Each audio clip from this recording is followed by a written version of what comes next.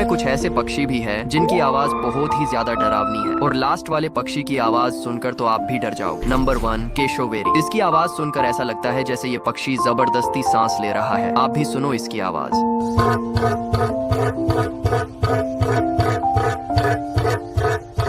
Number 2, white bell bird. इसकी आवाज आपको सुनने में फनी लग सकती है, मुझे तो इसकी आवाज बहुत अजीब लगी। सुन के देख लो।